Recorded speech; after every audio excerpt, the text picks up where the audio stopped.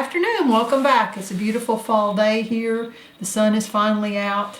I wish the leaves had been more spectacular this year, but they weren't. Our weather wasn't really that great here in western North Carolina. But fall did inspire this journal, and this is a little motif I took by using a birch leaf off of my river birch tree in the front yard as inspiration, and it's just made out of a little piece of the book board that's used in the binding.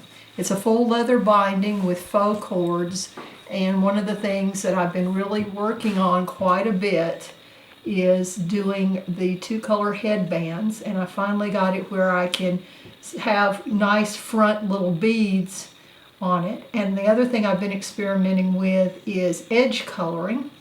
This particular edge coloring is made by using acrylic inks.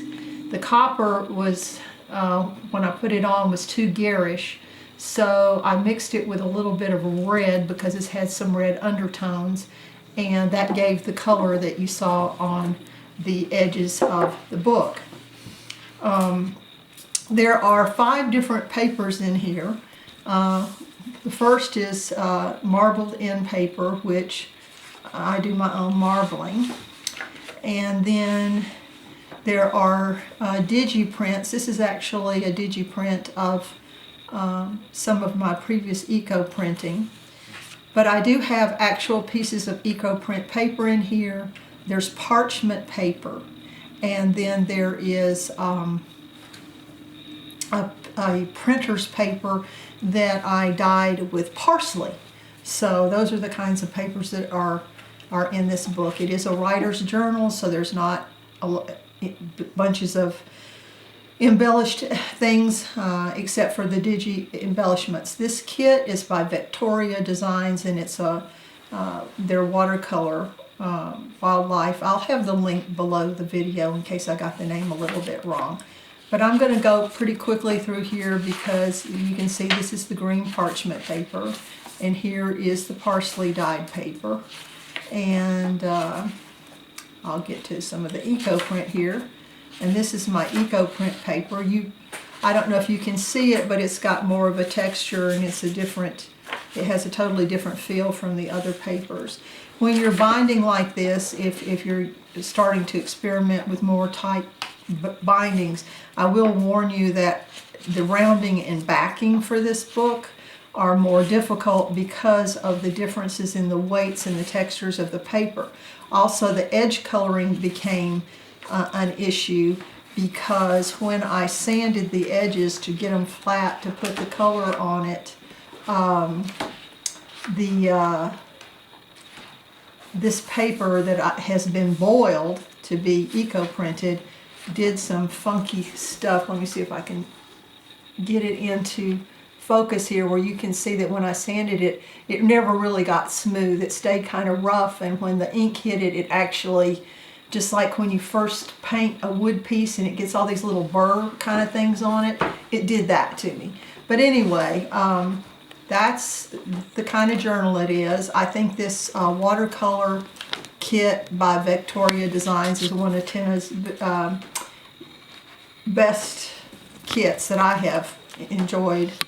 And it also lent itself to me taking some of the more blank pages and adding in some writing papers and a few motifs from,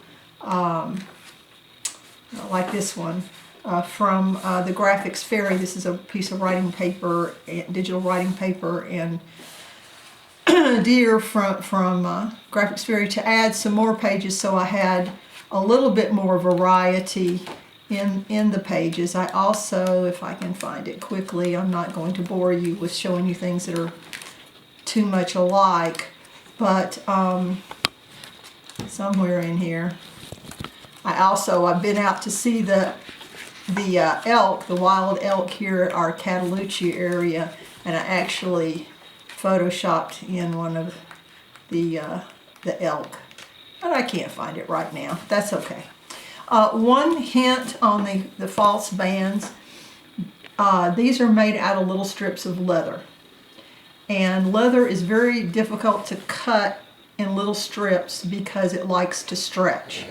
So one of the things that you can do is do what I did here, which is glue the leather down to a piece of paper, and it prevents the stretching. And you can see I wasn't getting really good borders when I tried to cut it without gluing it to the paper first. So my idea would be to take your piece of leather, glue the whole thing on here, and then cut the little strips, and it won't go sliding around and stretching on you.